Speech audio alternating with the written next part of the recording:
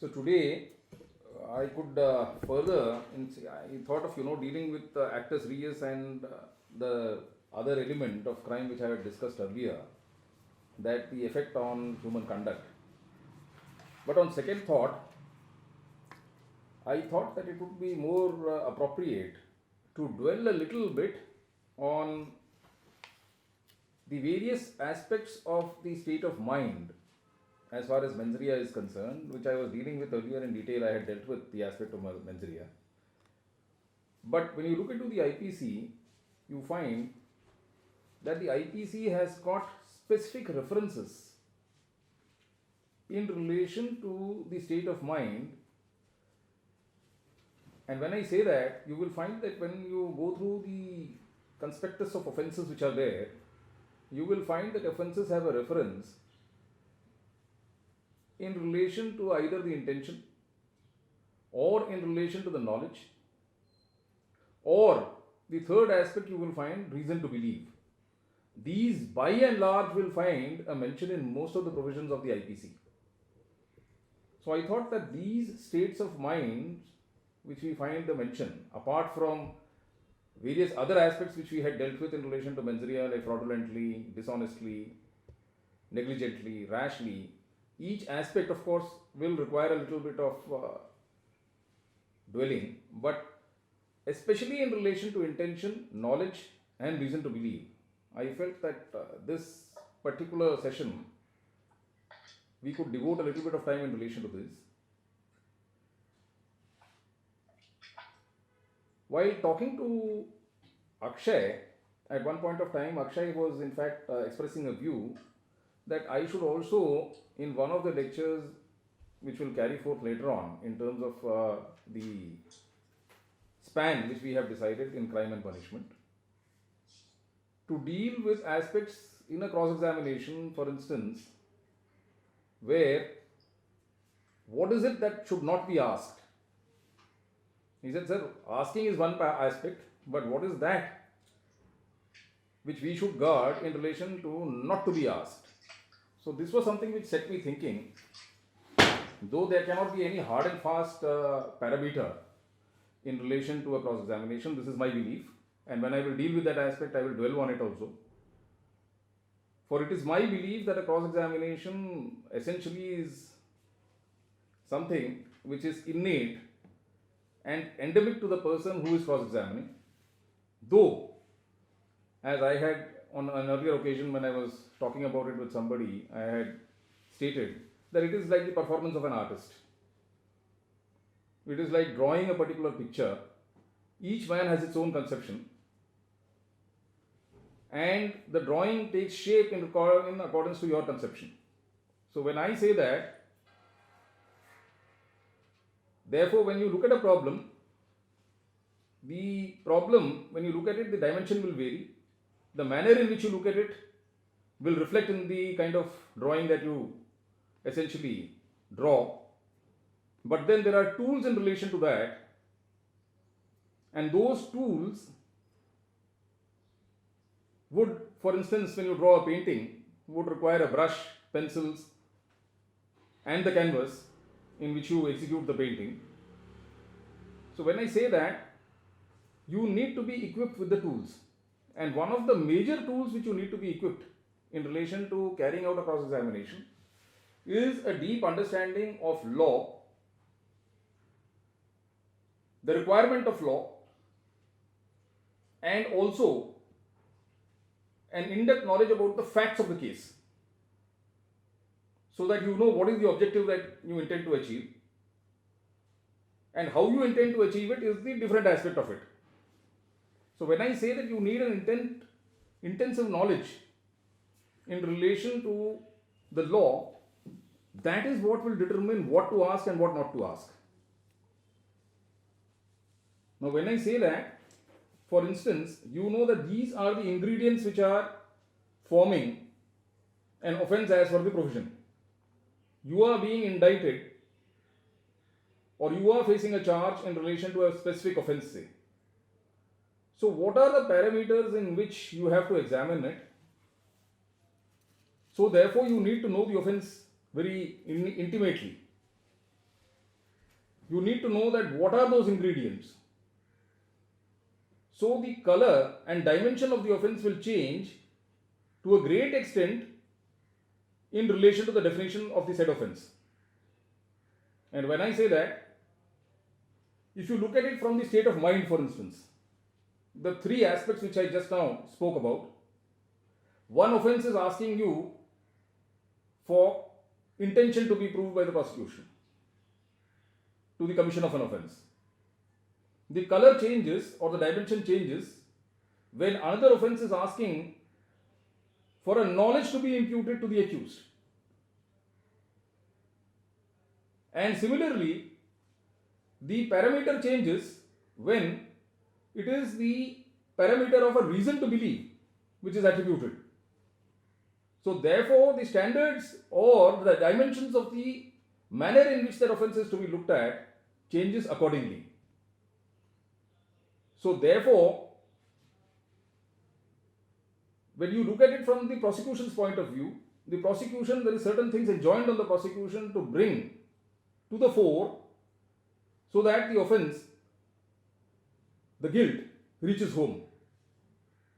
You, as on the part of the defense, are required to see how those aspects are not being attained in the evidence which is being led by the prosecution.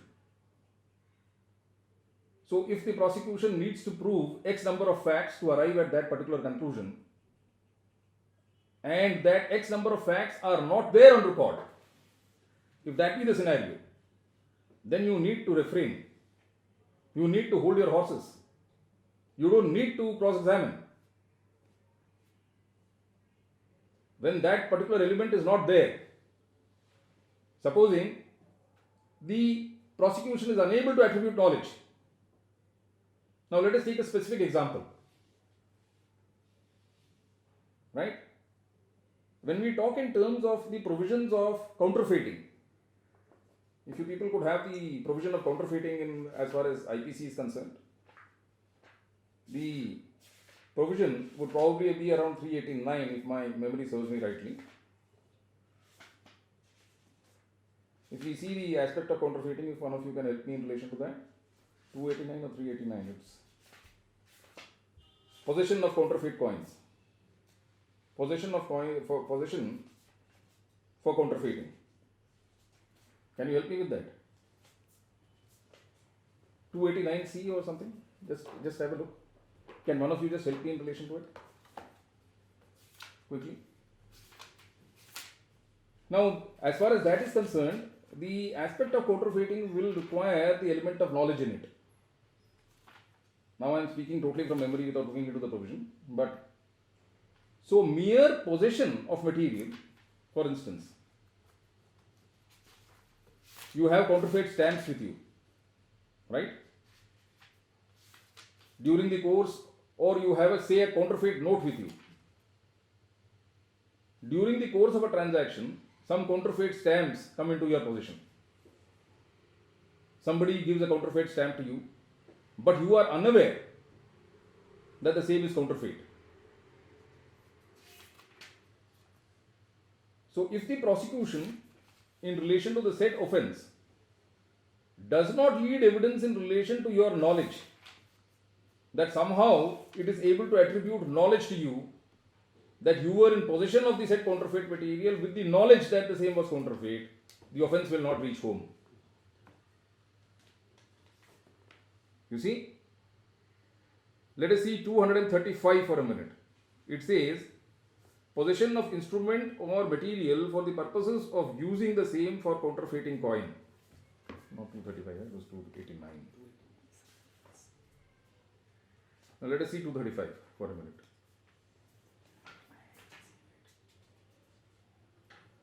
231 is the defining clause. It says, whoever counterfeits or knowingly performs any part of the process of counterfeiting coin shall be punished with an imprisonment for a description of so and so term. So wherever the aspect of knowingly comes in, the element of knowledge is attributed. So mere possession cannot attribute knowledge of the fact of counterfeiting to you.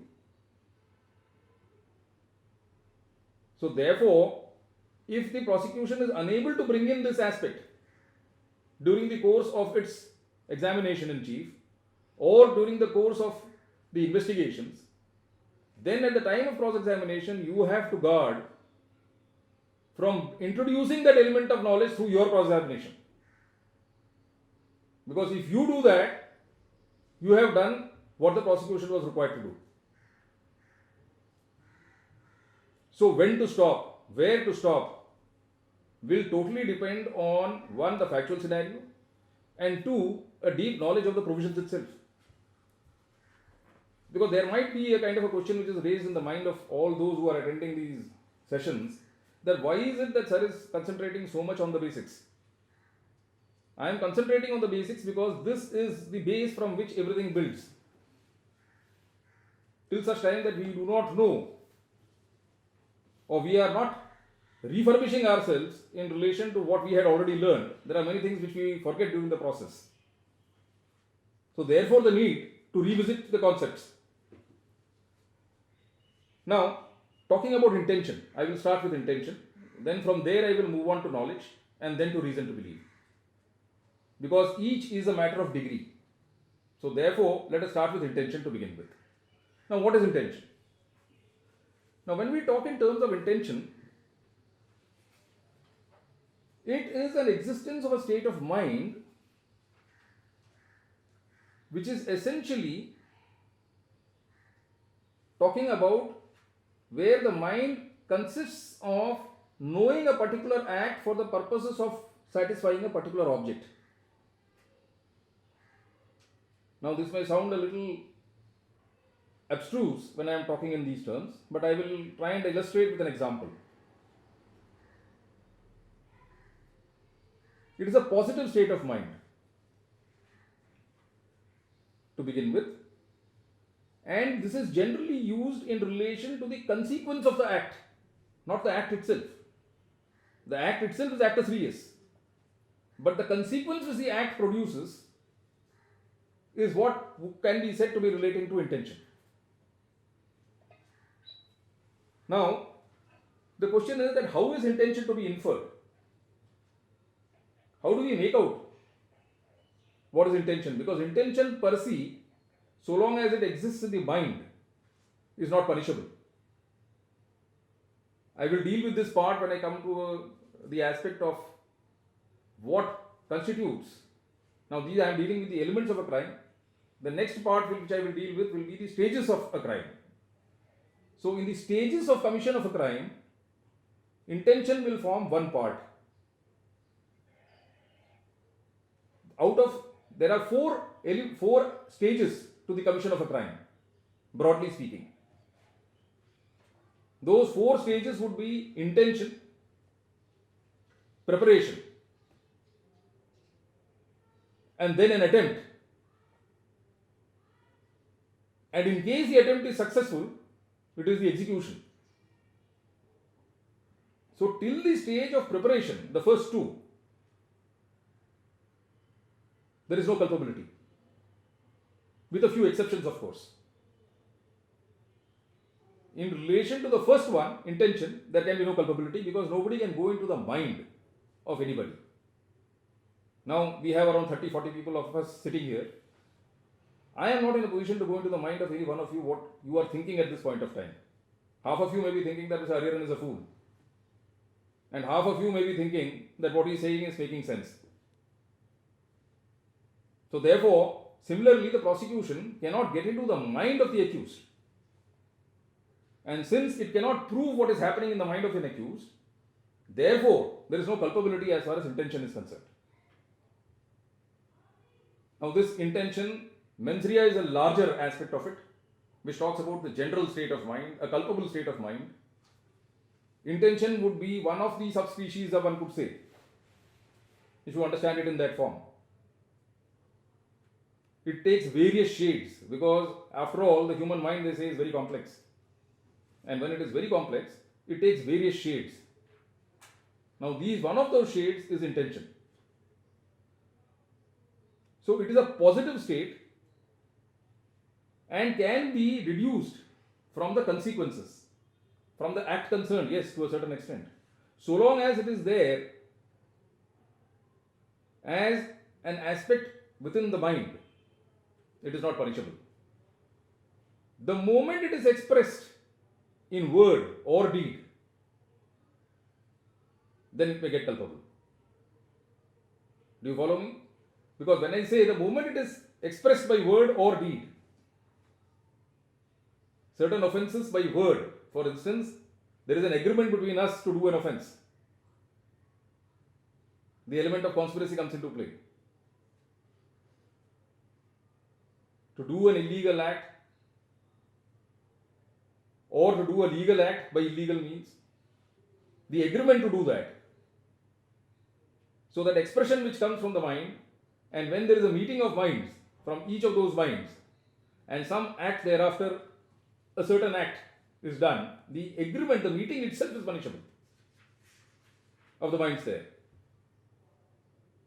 So therefore, so long as intention remains in the mind, in my mind I want to murder someone, not punishable. I may plan anything in my mind, not punishable. Now going a little further, so therefore what would be the circumstances? How to determine or cull out intention? Because ultimately the offense has intention as an ingredient.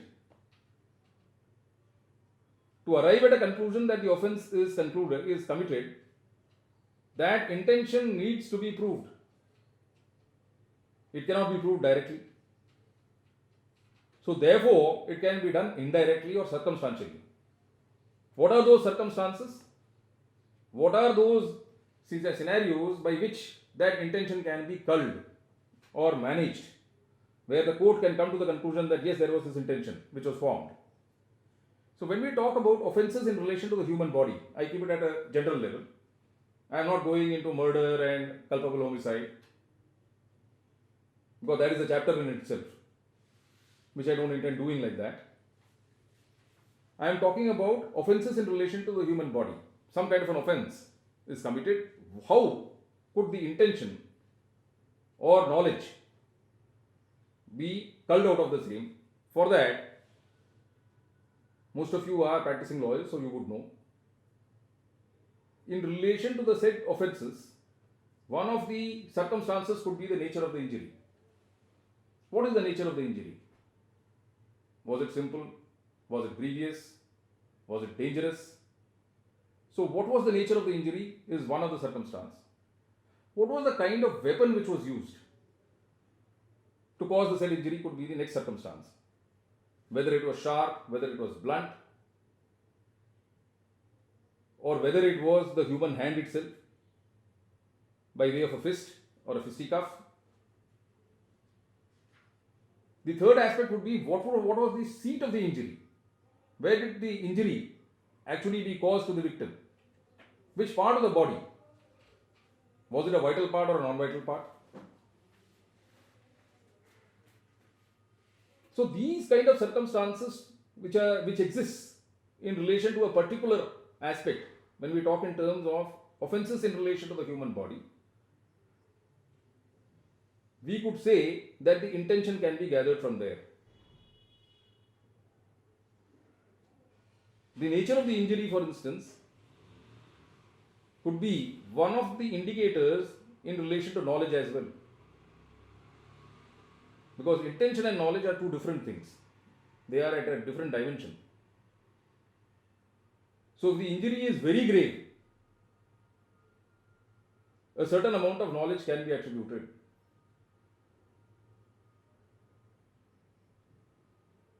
That this knowledge can be attributed that this is grave, this is dangerous. So a person, any person who will be causing this kind of an injury will know the consequence of what this would be.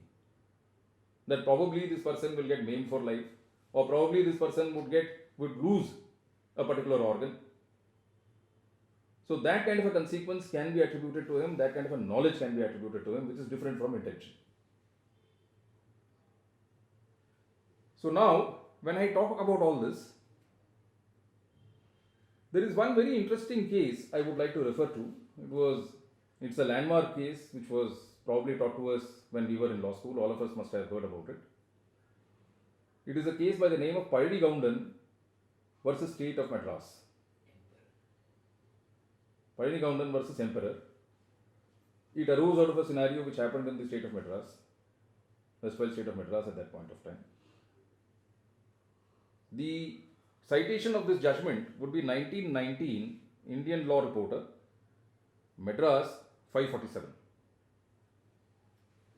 Now, this is a very interesting case in the sense that a lot of things get answered. Distinctions between intention, mens rea, knowledge, many aspects will come into play. So, to begin with, I will start with the basic facts of the case.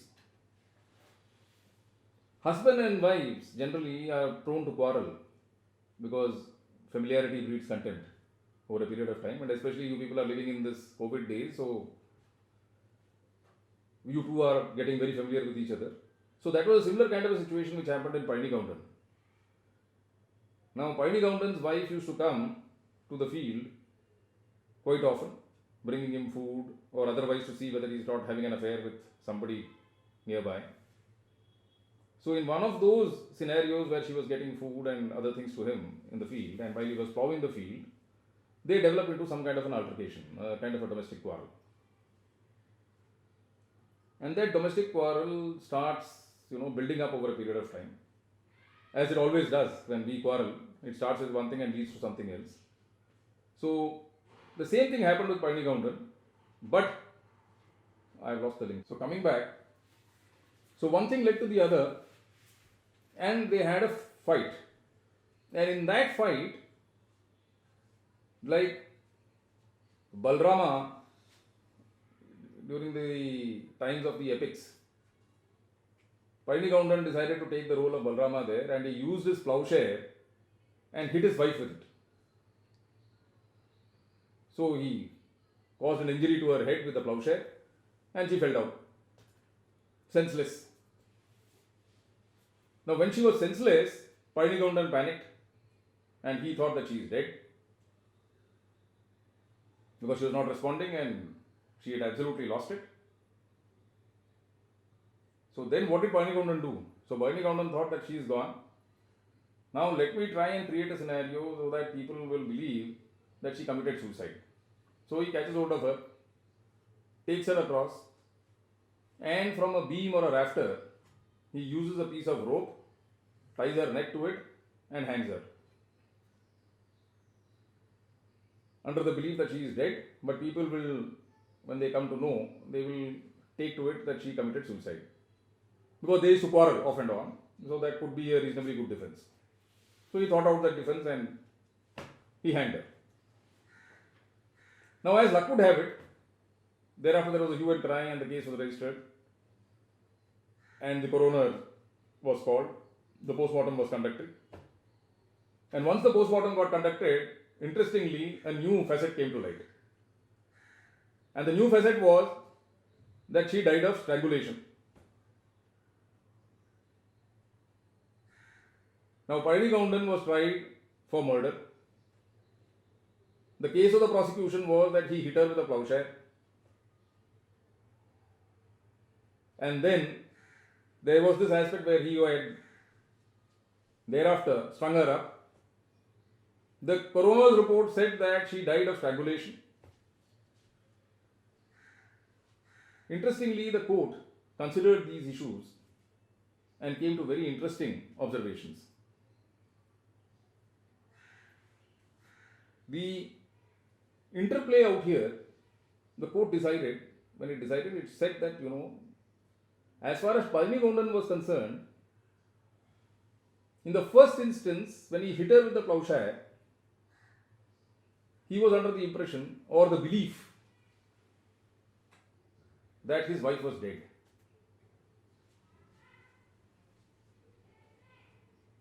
That knowledge, which could be attributed to him at that point of time, was that his wife was dead.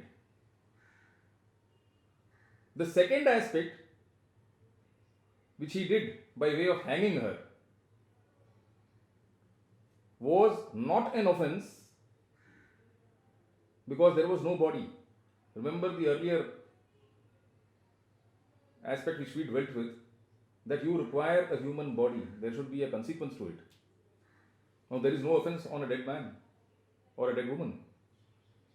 She was dead. So it was his belief that she had died at the time when the plowshare blow was given. So he did not at that point of time nurse this belief that he was acting against a living human being when he strung her from the beam. So there was no intention at that point of time, in the second part, to cause an injury of such nature which he knew where only death would result. Neither was there an intention to kill on the second occasion. And on the first occasion, the injury did not cause death. The injury which was caused was at the most a grievous injury. So here, in this particular case, which I would recommend all of you to read or refurbish your reading, in order to understand how intention plays a role, how knowledge, it's an interplay of intention and knowledge here in this case. Because knowledge, in later aspects when I deal with knowledge, it is also a specific aspect to knowledge that it is dependent on your belief, on the belief of the person. There is another very interesting case in relation to that of Varyam Singh. I don't know whether people remember Varyam Singh's matter, because Varyam Singh was also one of the cases which we read at the time when we were taught IPC. That also makes an interesting reading of facts. That also is, interestingly, a murder case. Now in Varyam Singh, what had happened was, now because you must understand that these cases are set at a particular setting in time where things were different. The society was a little different. It was around 100 years ago. So in Varyam Singh, this happened in the state of Punjab, again way back in the 1900s. I will give you the exact date and the citation. But before that, I am just giving you a conspectus of the facts. In Varyam Singh, what had happened was that Varyam Singh and his wife had 3 children, but all 3 children died of certain natural consequences. And you know, when a child dies, when a child is very young, that child, even as per Hindu custom or say Sikh custom, is not burnt, but the child is buried. So here as well, the last child of Varyam Singh got buried. And as per belief, somebody told the hapless couple that in case the wife goes to the place of burial of the child at midnight and takes a bath there, she would probably be invested with the spirit of the child and new child will be born to them. So nursing that hope, Varyam Singh along with his wife reached the burial ground. And once they reach the burial ground, it is around midnight. It is dark. And obviously, as per beliefs, even today, if you go to a cremation ground in the night, 60% of us are prone to believe that there are ghosts around. So in that kind of a scenario, Varyam Singh's wife decides to take a bath. And the voyeur which existed in the deceased, he was somewhere close by, and here he sees in the middle of the night a lady taking a bath on the tombstone of somebody. So his interest gets excited and he decides to reach there. And when he reaches there, his footsteps are heard by Varyam Singh. And the reaction of Varyam Singh was that here comes a ghost in the dead of the night. So he picks up the instrument which is available, a piece of branch or something there, and he, oh God.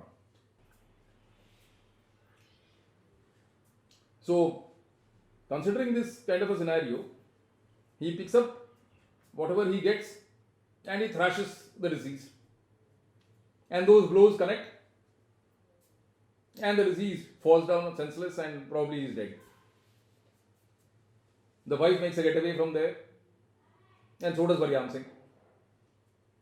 So while they were going to their home, on the way they meet their co-villagers, and Varyam Singh expresses this to his co-villager that, look, I had gone to the cremation ground on this belief, and there I was accosted with a ghost, and I had no option to save myself. I picked up a branch and I thrashed the ghost. I don't know what happened to the ghost, and then thereafter me and my wife ran. This he not only told to one co-villager, to two others also. He said the same facts. Now, most of you who have dealt with evidence, now this portion would be read as res gesti. This portion would be read as res gesti. Section 6 will come into play of the Evidence Act, which I will deal with later. Now, having said this, thereafter he goes, and then it comes to light that the deceased is no more. Case is registered. Varyam Singh is arrested. His disclosure is recorded. He discloses these very facts. And of course, the evidence of the co-villagers and others are recorded, and the case is put to court.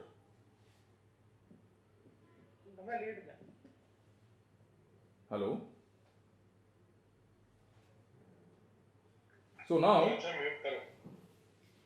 mute. Everyone else, please mute. now, the same similar scenario comes up before the court. That now what is to be done? Here is a scenario where Varyam Singh causes injury to the deceased. 1. Did he have intention to kill him? 2. How is this entire incident to be looked at? The court interestingly returns a finding, and this, it is based on knowledge, because there I took a digression. It of course deals with Painigaundar also. So I was dealing with Varyam Singh when we left, and I had come to this, that here a distinction was drawn wherein the aspect of knowledge which I had earlier stated is the belief of the circumstances in which the person was nursing at that point of time. That is what is important for knowledge, not the actual circumstance. His belief of the circumstance. There is a difference. Now here in this case, it was Varyam Singh's belief at that point of time that he was not dealing with a human being, he was dealing with a ghost. Now this, a factual finding was returned by the court, that yes, this was the belief that he was nurturing. If that was the belief that he was nurturing, then in that kind of a scenario, the court said that then the knowledge that can be attributed to him will be that he was dealing with a ghost, not with a human being. So therefore, as far as the aspect of knowledge is concerned, and of course when the court decided the matter, it also relied on what Painigaundan had said. Because in Painigaundan's case, as far as Painigaundan was concerned, he was dealing with a dead body when he strung the dead body onto the beam. Here in this case, Varyam Singh was dealing with a ghost and not a human being. Though the actual scenario was that what he was dealing with was a live human being, a co-villager in the said village. So this is that fine distinction which I want to draw. There are, for instance, there are situations within the penal code, you will find offences where these two aspects, knowledge and intention, take colour from each other. At times it is difficult to draw a distinction, but there is a distinction all the same. Because when the legislature is using these words separately and differently in different contexts and in different provisions, there is a different meaning to it. But law also, over a period of time, evolves. Because at that point of time, when the Privy Council dealt with these judgments, with these matters, the Privy Council tended to split the two, the events into two. One transaction, when we take in terms of Paini Gaundan, the first transaction was separated from the second transaction. That the first transaction, when he causes the injury with the plowshare, in contradistinction to the transaction wherein he strings his wife onto the beam. So it was considered as two transactions. But over the period of time, we find that the Supreme Court, in later judgments, has tended to treat it as a same transaction, as a part of one transaction. Otherwise, we would have fetched the same result as happened in Paini Gaundan in the Sushil Sharma's case. Now, Sushil Sharma's case, what had happened? He was deeply in love with his wife. And his wife was carrying on with somebody else. He had knowledge of the fact that that relationship was on. He had time and again told her not to carry on with the said relationship. But she continued. On one of the occasions, he decided to call the other person across, tried to explain it to him, did not hear. And then, subsequently, he decided to cause injury to his wife. There was an altercation, and in relation to the altercation, thereafter it went to, one thing went to another, and he caused the injuries. And then, just like Paini Gaundan, he panicked the moment the injuries were caused, and he thought that he had killed her. And then he pushed her into a tandoor, and she gets roasted, which you all now know famously as the tandoor case.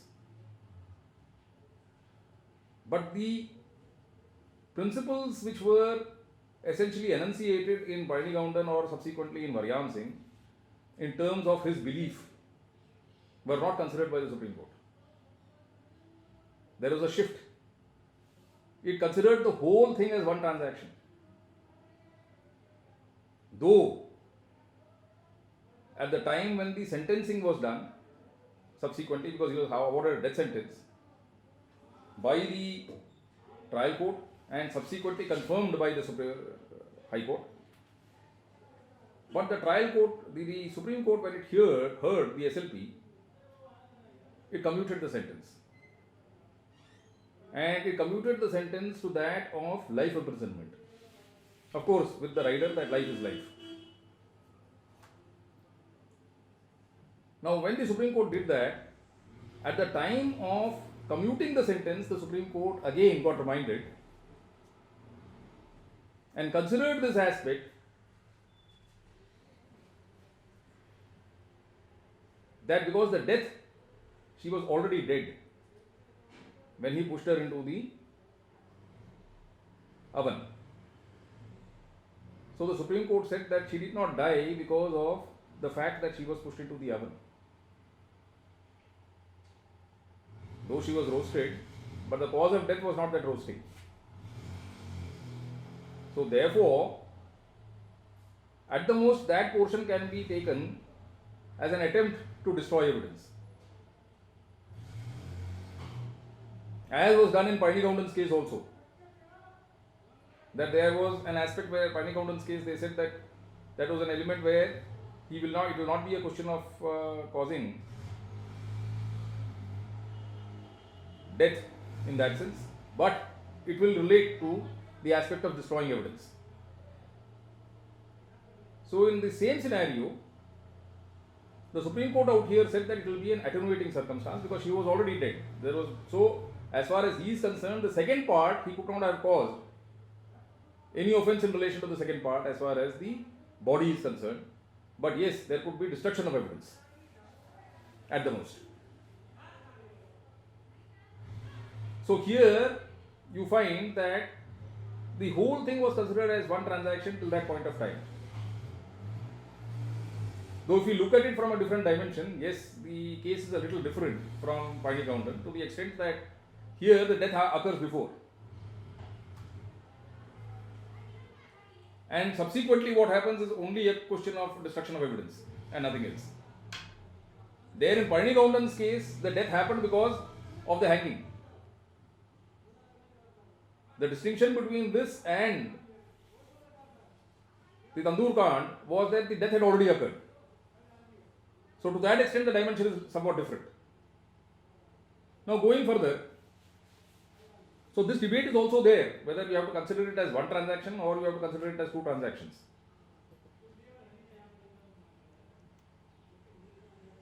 If everything is considered as a part of one transaction, the manner of looking at it may change. But coming back to the moot point which I was discussing, I was trying to draw the distinction between intention and knowledge out there. Now there is another aspect which comes into play, which you people at times would have dealt with it, whosoever has done a case in relation to circumstantial evidence, a murder case. You will find that the aspect of motive is relevant. So here comes another state of mind which is important, and that is motive. Now motive is also a completely a different state of mind. You cannot equate it with intention, you cannot equate it with knowledge. So what is motive after all? Motive is the cause, is the reason which impels or which creates an intention. It is the reason d'etre which causes an intention to form. What can be a better example than Nanavati's case as far as this is concerned? Because in Nanavati's case, the intention was to cause the injury. He was punished. Ultimately, a pardon was granted, that's a different issue. But he was punished because there was time for him to think. He premeditated on it. He went and issued a service revolver. I hope you people must have seen the film and you must have read the case as well. So therefore, I am assuming that much and then going further. So therefore, the Navy man whose wife, apparently he had knowledge of the fact that his wife was carrying on with her paramour. He goes with the intention of confronting them. And when he goes there, at that point of time, he did not nurse an intention of killing.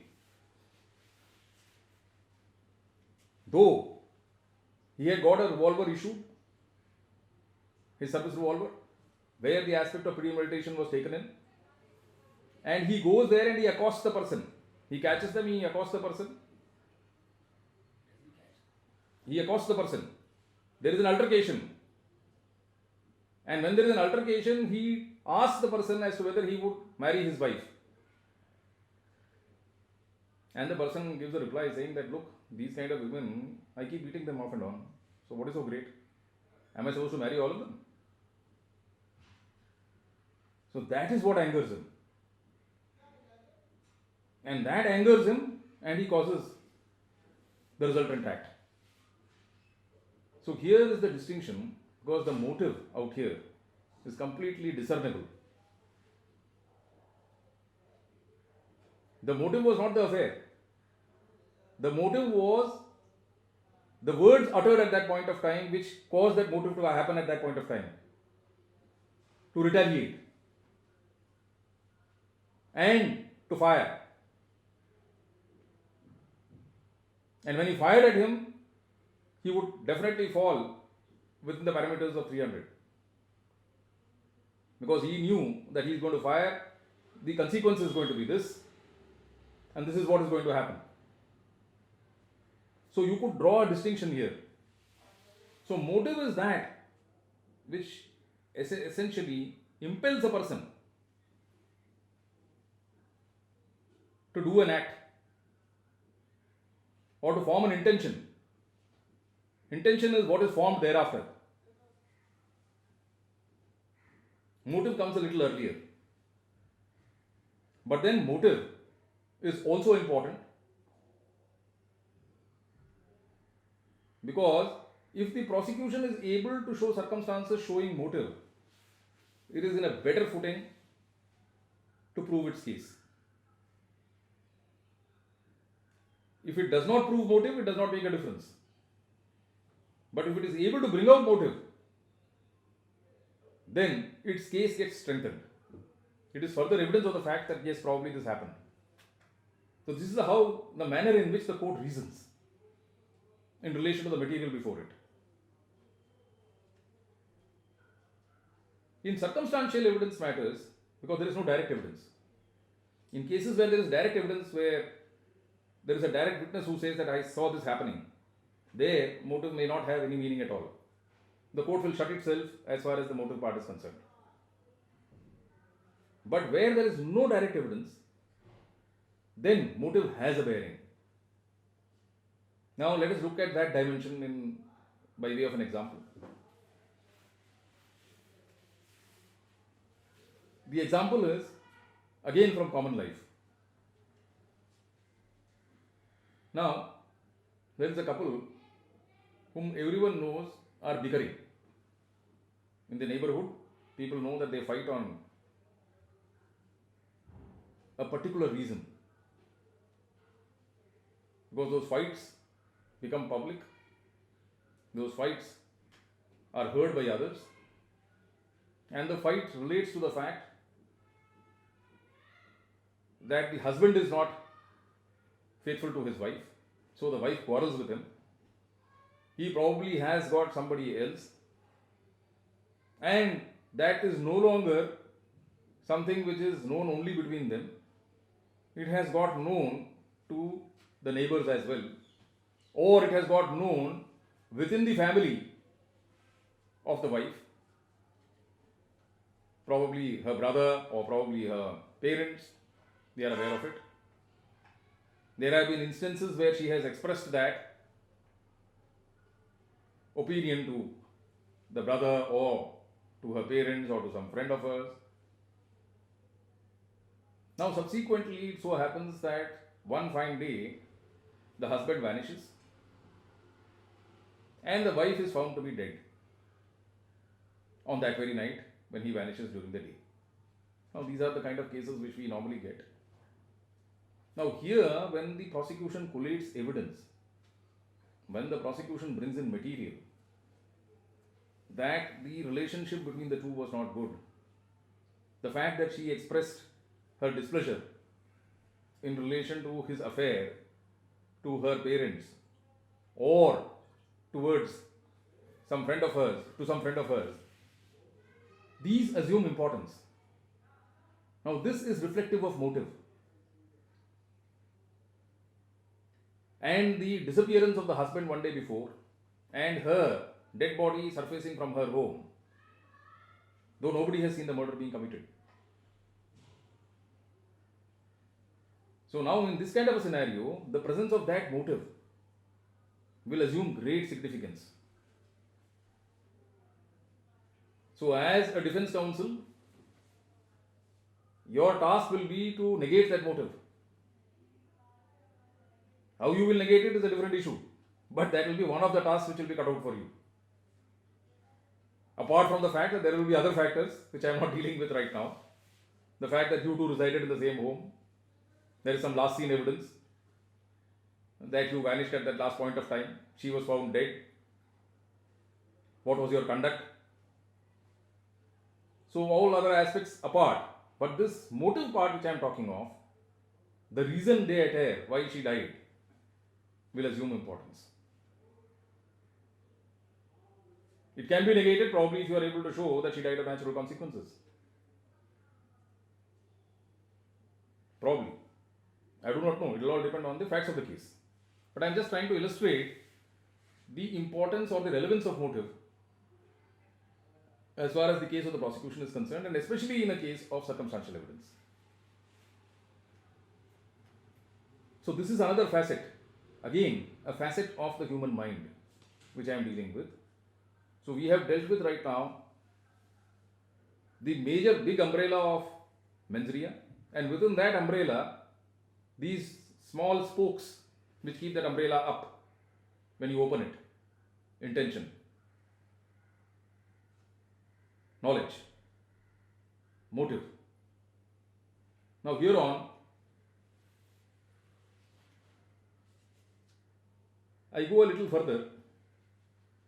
There is one more aspect which you will find, which is generally used in these provisions, because it is necessary for us to know these basic fulcrums on which these provisions are built. Because then, when we look at it from a defense point of view, you know that where is the attack of a cross examination. How to build a cross examination in relation to this. And we have to think in reverse. So that is why I say that the job of a defense counsel is all reverse engineering. So you let them do the engineering, but the reverse engineering has to be done by you. You have to think how to pull it apart. So to pull it apart, you should know how it is first, constructed. Do you know that the Indian concept of jugaad? The Indian concept of jugaad is what we defense counsels do. We ourselves don't build anything. First and foremost, what we will do is we will get hold of that particular device which has been built, and we will pull it apart to see how it is made. So now we know that here it is made in this form, and if this we pull, probably it will come out. So that is the job which you have to do. So therefore you need to know how it is made. And that is why I am emphasizing that these provisions need to be looked at from these particular dimensions. So the first angle of attack would be to look at it from that dimension, whether material has been collated, to bring it within the ambit of these ingredients. Can I, at the time while arguing on charge, address an argument saying this, that look, these ingredients are missing, so therefore this offence is not made out? That is the first aspect on which I can place an attack on. So when I argue on charge, I will try and pull this apart, that the ingredients are not made out. And on many occasions we have succeeded. Because the prosecution has not found evidence enough to carry the day. Now, having said that, in relation to knowledge, there is one interesting case, again, going on back to common law and going back to what was decided in England, though this came much later in 1969, by the name of Sweet and Parsley. Now, the Sweet and Parsley case was a very different kind of a matter, which actually involved a landlady renting out her premises on tenancy to some students, as we normally see in Vijayanagar, near the university. Accommodation is given to students, and students do all kinds of things there. Normally, the landlord is missing because he doesn't stay there, he's got an accommodation, he rents it out. And a group of boys or a group of girls, they join together. And apart from studying, they have fun. At times they smoke, at times they drink. And some of them decide to experiment a little further. So this was a case where they decided to experiment a little further. They went on to smoke opium and charas. So they smoked opium. And there was a statute which said, I referred to the statute earlier, which made it an offence, made possession per se an offence. There was no aspect of mens rea considered. So the moment they smoked, they caught hold of the poor landlady. That the premises was yours and these guys were smoking, so now you go in. So this was Sweet and Parsley. There, the court said that what is all this happening? Because that lady doesn't live there. You can't, bring in the element of strict liability here in this form. So it was an aspect of strict liability also which it was dealing with. But at the same time, it said that without knowledge, without imputing knowledge to her, you cannot arraign her as culpable. And here is a scenario where knowledge is completely eliminated. From where on earth will she know that these guys are going to smoke charas there? So, the knowledge part is what Sweet and Parsley deals with, and the citation is 1969, 1 All England Reporter, page 347. For those of you who will be interested, you can go through this, which will dwell with the aspect of knowledge also.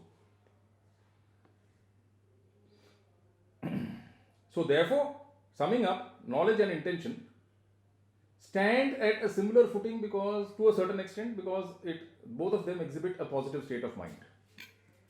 It exhibits a positive state of mind, but intent a little different, in the sense that intent will be the forming of that positive state of mind to achieve a particular object. Whereas knowledge is generally awareness. It is an awareness of the consequences to a certain extent. So, therefore, for every act or omission, there is a basic presumption that a person is generally aware of the consequences of his act. So, that will be a kind of a line which could be drawn as far as knowledge is concerned, that there is a general awareness in relation to certain things. But as I said, it will be circumscribed by the circumstances which generate that particular knowledge, as in Varyam Singh. So, it is not the actual scenario, but the belief which you have. But at the same time, there could be scenarios where you are nursing, you are showing that you are having a belief where you are actually not having one. You are aware of what the genuine aspect is or what the truth is. So, the exercise will be also to see whether that kind of knowledge can be attributed to you. So, the circumstances, again, it is to be culled from the circumstances, and the circumstances to project or to come to a conclusion as to whether a particular knowledge can be attributed to a particular person, as it happened in Sweet and Parsley, that since the landlady did not reside there, she had nothing to do apart from the fact that rent was being sent to her by wire. She could not have knowledge of the going-ons within the home. So, that knowledge could not be attributed to her. So, therefore, it is from the circumstances that the attribution of knowledge can take place. That the court, when looking into it, will say that these are the circumstances which lead us to conclude that this knowledge can be attributed to you. Whereas the court need not do that as far as intention is concerned, it can cull it from the circumstances in a different way. And at certain places, both the things get intermixed also and draw color from each other, as I had said. Now, reason to believe, which also you will find in various provisions. When you go through the Act, what I would suggest as an exercise hereafter, after this interaction is over, please go through the provisions generally, pick up a few provisions here and there, and you will note that some will talk about intention, some will talk about knowledge, some will talk about reason to believe. So, why I am dwelling on this? Because reason to believe is at a lesser standard than that of knowledge. The standard of amongst, when you compare the two, reason to believe will be at a somewhat lesser footing. And what is that reason to believe? The reason to believe is the test of a normal human being. What a normal human being would do in this kind of a scenario, what would be the consequences which a normal human being would react to or would, come to a conclusion in this kind of circumstances, is what is known as reason to believe.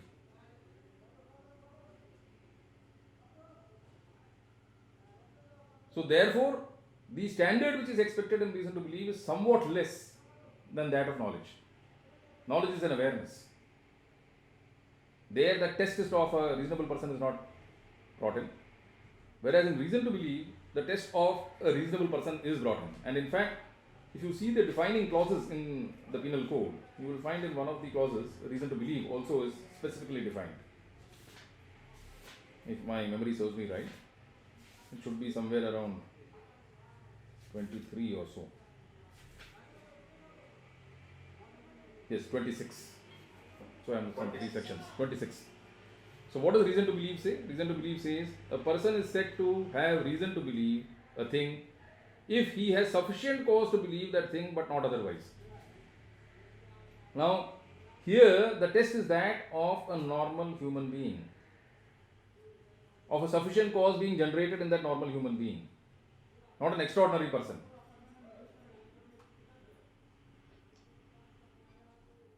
So, wherever this aspect comes into the provisions of reason to believe is used, there the standard is that of a normal human being, how he reacts to a particular situation. So that is the test. So that is what is expected by the prosecution to bring in as evidence. So if the prosecution tries to bring in a person who is specially placed and attribute that knowledge and say that there is a reason to believe, then in that kind of a scenario, it would not exist. The ingredients don't get satisfied because the ingredient which the prosecution has to bring is that of this test of a normal human being,